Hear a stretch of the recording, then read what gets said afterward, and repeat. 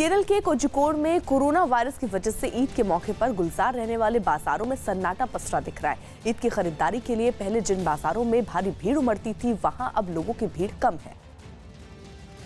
वहां अब लॉकडाउन में रियायत के बाद भी कुछ ही लोग दिखाई दिए। कपड़ों, गहनों और कॉस्मेटिक के सामानों की दुकानें, जहां ईद के मौके पर भारी भीड़ लगती थी, वहां सन्नाटा पसरा दिखा। रास्तों पर कुछ लोग घूमते तो दिखे, लेकिन ज्यादातर दुकानें खाली ही दिखी। दुकानदारों ने बताया कि कोरोना की वजह से बाजार खुल जरूर गए हैं, लेकिन अभी बहुत ही कम ग्राहक बाजार आ रहे हैं। ईद का बिजनेस होना चाहिए था, लेकिन ऐसा कुछ नहीं है, इसीलिए आदमी बहुत परेशान है। इधर बाजारों में इक्का दुक्का लोग के ही आने की वजह से ऑटो ड्राइवरों ने भी मायूसी जताई। 25 रुपए का 20 रुपए का एक काम मिलेगा, क्या फायदा।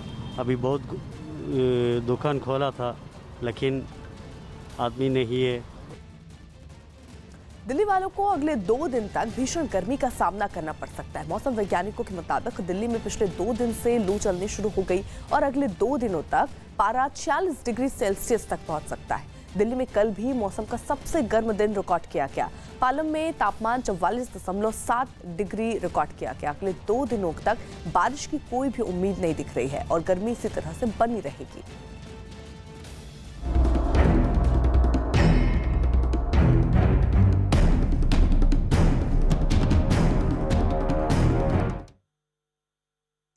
तो ऐसे में दिल्ली में गर्मी अभी और बढ़ सकती है और लोगों के लिए परेशानी अभी और बढ़ सकती है, क्योंकि अभी ये कहा जा रहा है मौसम विभाग की तरफ से कि फिलहाल बारिश होने की कोई संभावना नहीं है। कल ही सबसे गर्म दिन भी रिकॉर्ड किया गया था, लेकिन उसके बावजूद अब एहतियात बरतने के लिए कहा गया है, लू से बचने के लिए कहा गया है। अगले 2 दिन दिल्ली वालों पर बहुत भारी पड़ने वाले हैं। तापमान 46 डिग्री तक पहुंच सकता है और ऐसे में गर्मी और ज्यादा लोगों को तपाएगी, ये मौसम विभाग की तरफ से जानकारी दी गई है।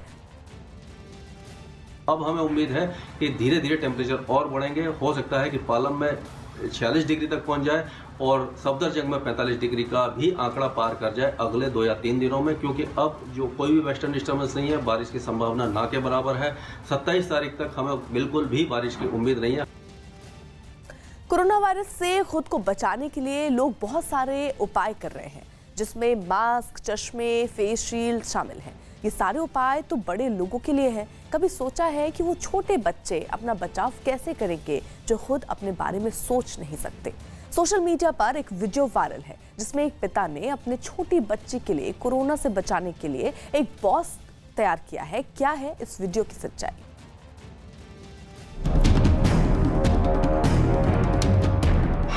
ये आखिर है क्या?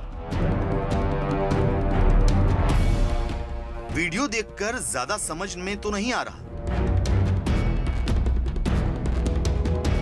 तो वहां चलिए जहां से ये मैसेज वायरल है। दावा किया जा रहा है कि ये आदमी अपनी बच्ची को कोरोना वायरस से बचाना चाहता है और इसके लिए आदमी ने अपनी बच्ची के लिए एक खास किट बनाई।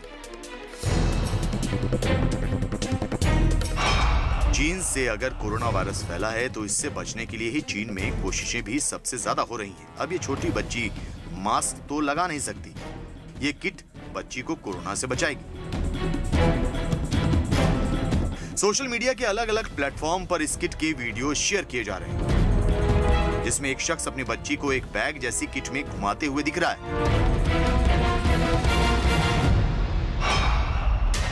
तो सवाल है कि क्या ये किट बच्ची को कोरोना वायरस से बचा पाएगी? इस किट से वायरस को कैसे रोका जा सकता है? इस बंद किट में बच्ची को सांस कैसे आएगी? पड़ताल के दौरान इस सेफ्टी किट का नाम और दूसरी कई जानकारियां मिली। इस सेफ्टी किट को पॉड कहते हैं और इस पॉड को बनाने वाले का नाम काओ जुंजी है। काओ जुंजी चीन के शंघाई शहर में रहते हैं। काओ ने अपनी 2 महीने की बच्ची के लिए अनोखी किट यानी पॉड तैयार की। काओ का बनाया पॉड एक सेफ्टी केबिन जैसा है, जिसमें पारदर्शी स्क्रीन लगी है। बच्ची क्या कर रही है उसे कोई दिक्कत तो नहीं, इसे पॉड के बाहर से ही देखा जा सकता है।